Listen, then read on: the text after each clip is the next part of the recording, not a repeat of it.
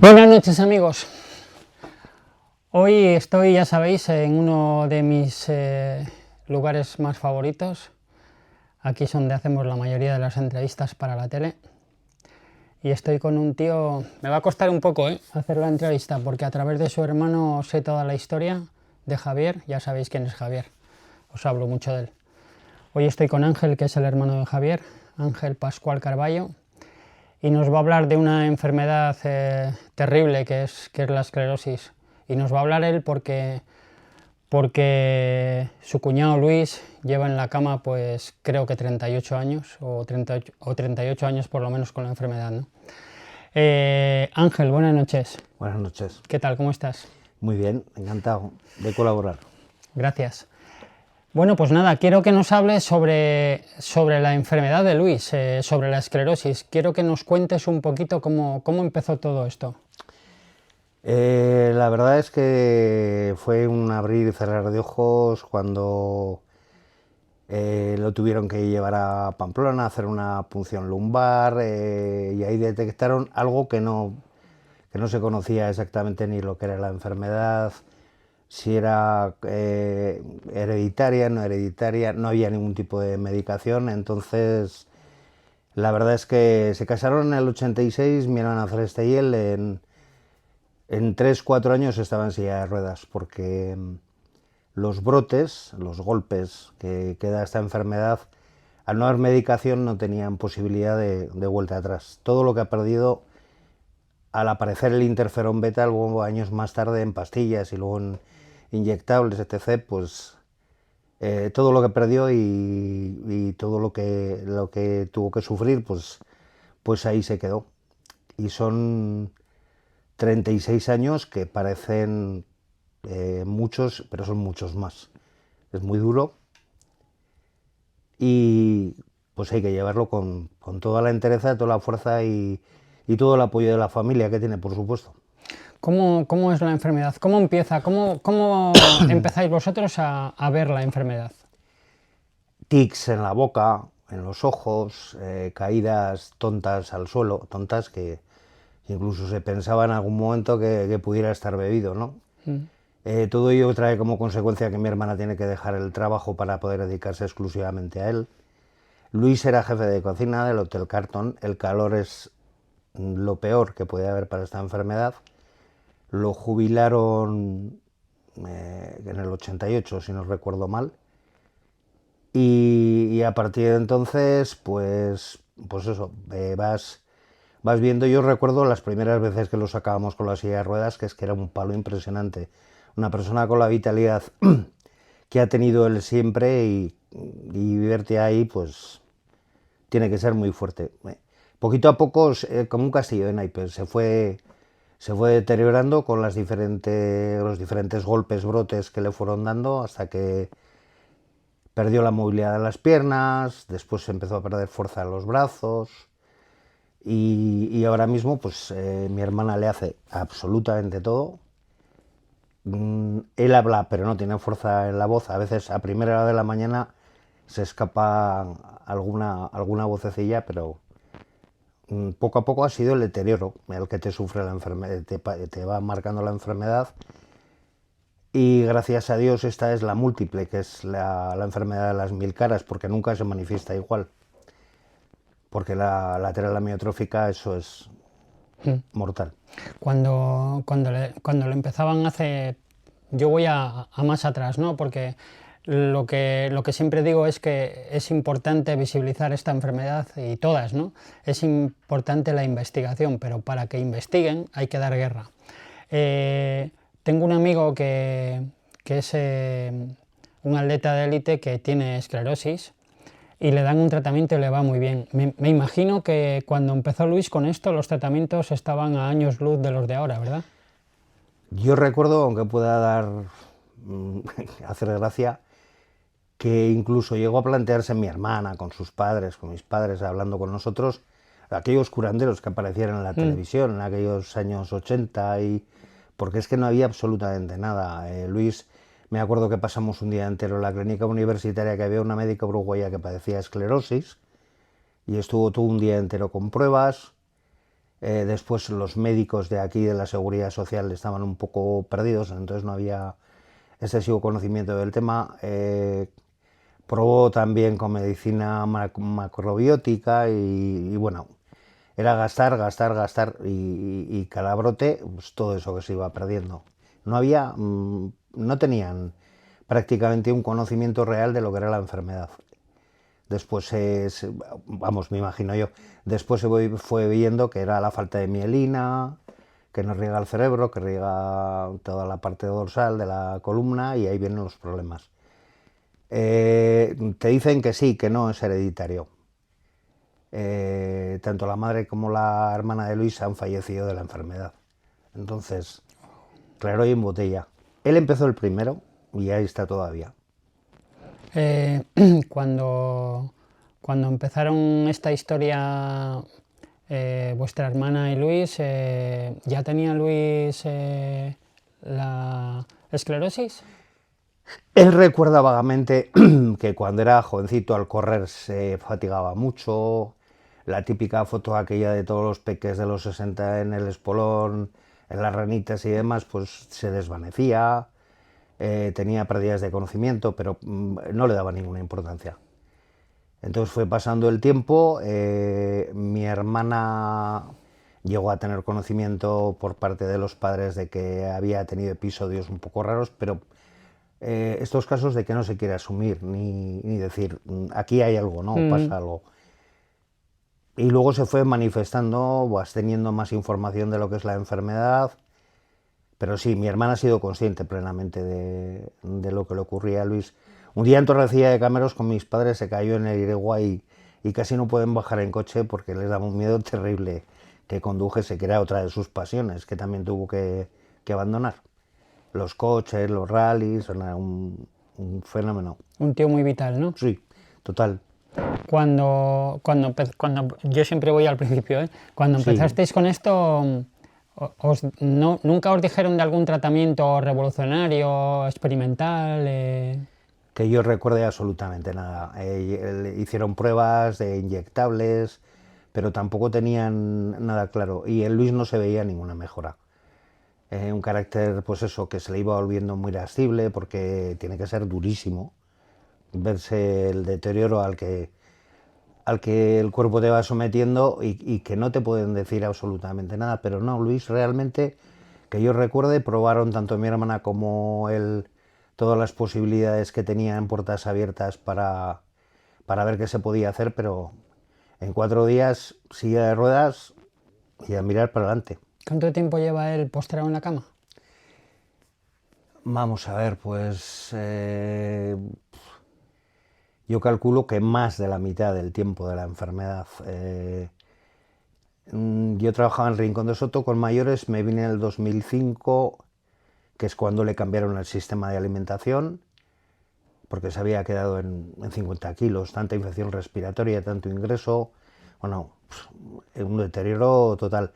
Pero yo calculo que de los 36, 38 años de la enfermedad, 10 años los pasamos muy bien en familia, dentro, entre comillas, en la zona peatonal, que cogía un piso mi hermana, todos vivíamos en esa zona, salíamos mucho, porque tuviera un poquito más de calidad de vida.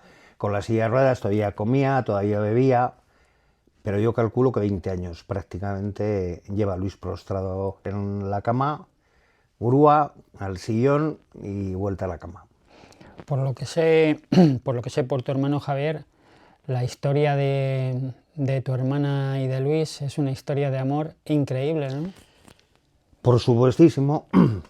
A ver, yo he escrito unas cosillas por ahí que me pidieron el otro día y se reía mi hermana, perdón, porque decía, joder, esa frase de lección de vida, digo, es que es así, Celeste, o sea, nadie puede entender, si no es por amor, los años que llevan así. O sea, si no es por ello, no se entiende, bajo ningún concepto. Porque es durísima la enfermedad, ¿no?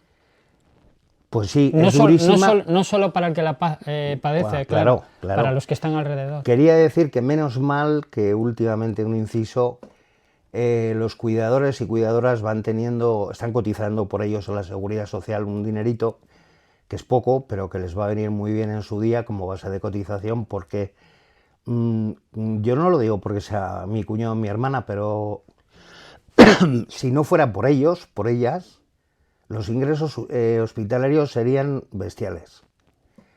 Trabajo para médicos, enfermeras, para cualquier tipo de personal sanitario. Ese trabajo lo están haciendo las 24 horas del día en casa, al menos mi hermana. Y los demás, imagino que por supuesto también.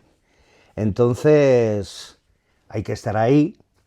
Está muy bien cuando nos juntamos toda la familia, el apoyo, pero luego estás sola, 24 horas, tela.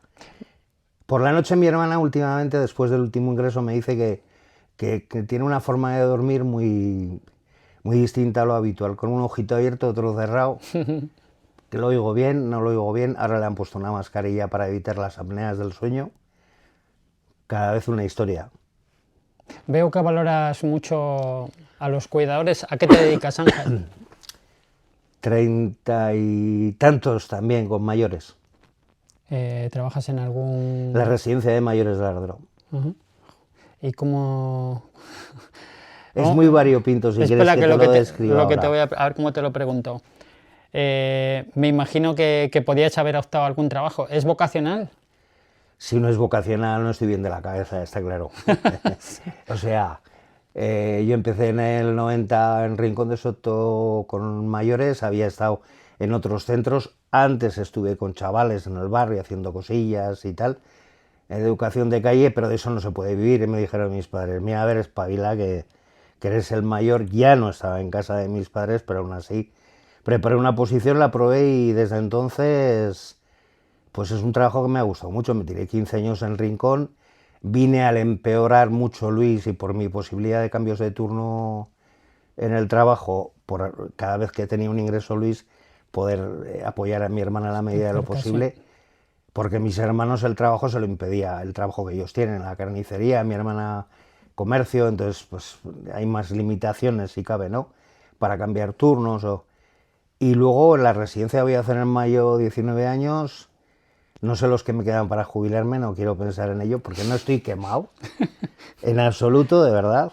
Y como ahora tenemos gente de exclusión social, que también tiene derecho a la vida, en vez de ser simplemente pensionistas, pues es un poco más entretenido el trabajo. Sé que tiene que ser vocacional porque ya sabéis que me dedico a la construcción, he estado trabajando en algún centro de mayores y sí, tiene que ser vocacional. ¿Cómo crees tú que se valora el trabajo que vosotros realizáis por los gobiernos, por los estados, por la gente que nos dirige? ¿Cómo se valora? Sinceramente no me preocupa. No me preocupa porque lo que más me preocupa es, perdón, otra vez, ver el agradecimiento de los mayores, que estén bien atendidos. Ahora la gente con la que trabajamos no va a saber agradecimiento porque su vida es un poquito un infierno, ¿no? Tienen patologías muy problemáticas, alcoholismo, algún caso de drogadicción. No toda la exclusión social que recibimos en la residencia es excesivamente problemática en ese sentido, por adicciones, pero nos puede ocurrir a cualquiera que tienes un problema en la vida, un divorcio, una separación, claro, y tener la suerte de poder tener un sitio donde te acojan y no tengas que pagar las millonadas que se pagan en muchas residencias privadas. O sea, es una bestialidad. ¿Esta residencia de Lardero es pública? Es pública, es la única pública 100% del Gobierno de La Rioja, dependíamos de Inserso. Nos transfirieron en el 98 y en el 2012 se crea una ley en el Parlamento de La Rioja por la cual se da prioridad al ingreso de personas con riesgo de exclusión social. Bueno, nosotros actualmente tengo un par de amigos nuevos que son importantes en mi vida, que uno es tu hermano, que es Javier, que cuando hago un reto a veces me llama y me dice, Fernando, podemos quedar, tengo que darte una cosa y tal. Y lo que me suele dar es dinero para estos enfermos, para los niños y tal, ¿no? Y otro Roberto Molina, mi preparador físico, que lo he conocido por tu hermano. Ellos han promovido un reto por la esclerosis, por tu cuñado. Sí, sí. Que va a ser ir a correr la maratón de Vitoria del 5 de mayo, unos cuantos amigos y tal, y para recaudar dinero con un crowdfunding, creo que se llama, ¿no? Crowdfunding, Sí. para la esclerosis, en este caso para ARDEN, que es la asociación de esclerosis de aquí de La Rioja. ¿Cómo ves tú esta iniciativa de estos locos? Pues una locura, es una pasada, una preciosidad. Realmente de eso se podían dar cuenta, y no quiero entrar en el tema de nuestros políticos, la cantidad de necesidad que hay de estos temas. Hace poco un ZUE, lo vimos en televisión, tirarles de de las orejas diciendo que estamos aquí. Y luego has visto a políticos reconociendo que sí, que llevan en el Senado, en el Congreso, que llevan muchísima razón y que deberían de tener muchísima más atención a a todas las enfermedades, pero hay cosas que están un poquito olvidadas. Entonces, lo que vais a hacer, pues, me parece bestial, excepcional, y más en el caso de que hayáis tomado a Luis como referente. Sé que las familias que estáis más implicadas en esto de cualquier tipo de enfermedad, tipo esclerosis, que es terrible, estáis mucho más concienciados que el resto, ¿no? Y a veces pienso que si no te toca vivir una historia de estas, pues igual no te conciencias nunca, ¿no? Pero ¿no te parece que hay muy poca solidaridad en este mundo, en esta sociedad? Sí, por supuesto. Yo recuerdo, hace muchos años colaboré bueno, el Día de la Esclerosis, salí con Pedro, el psicólogo que venía mucho a ver a Luis, a ayudarle, a conversar con él. Salimos, me acuerdo que nos tocó por la zona de Gonzalo de Berceo. Yo ya lo tenía aprendido de memoria lo que tenía que decir, y porque conocía la enfermedad perfectamente, pero cantidad de gente que conocías, que pasaban, ¿qué haces? ¿Qué es esto? Tal, cual. Explicabas un poco lo que era la enfermedad y se quedaban con los ojos abiertos, decían, no es posible. Había mucho donativo, había mucha colaboración, pero hay muy poca información. Y a veces, si no te toca, o no lo tienes cerca, que cada vez hay más casos, por desgracia, nos hacemos los orejas con estas cosas en la televisión. En un programa de radio, en cualquier tipo de historia, todo esto nos cuesta mucho prestar atención y pararte y escucharlo. Sí, porque nos costaría muy poco, ya que tenemos la suerte de no tener ese tipo de problemas a los que no lo tenemos, nos costaría muy poco ayudar, ¿no? Dar un donativo para que se investigue, pero masivamente. Si somos 40 millones de españoles, ¿qué nos costaría dar 10 euros a cada familia? Así es. Que igual somos 30 millones de familias. Para investigación, que se podría conseguir mucho. Yo, por ejemplo, hago retos por niños con enfermedades raras y lo focalizo en cada reto, en cada niño, y se sacan su dinero para terapias y demás, y se pueden hacer cosas. ¿Qué crees tú que deberían hacer los estados, los gobiernos? Las farmacéuticas sabemos que no van a hacer nada, porque no les interesa, porque necesitan que haya un volumen muy grande de ventas de para medicación. Exactamente. Pero ¿qué crees tú? ¿No crees? Yo pienso que los estados deberían de tener partidas para esto. De la misma forma que hay partidas que no tienen ninguna asignación, partidas entre comillas de las que todos nos quejamos por dineros que vuelan, desaparecen, magoneos, por supuesto que sería la única forma, unas partidas fijas, destinadas, creo incluso que hay algún país en Europa que nos llevan muchos años luz, que sí que destinan cantidades fijas anuales en presupuestos. Aquí se destina dinero en servicios sociales de una manera global para asociaciones, para repartirse más o menos dependiendo de la gente que atienden, del historial de cada asociación, etc.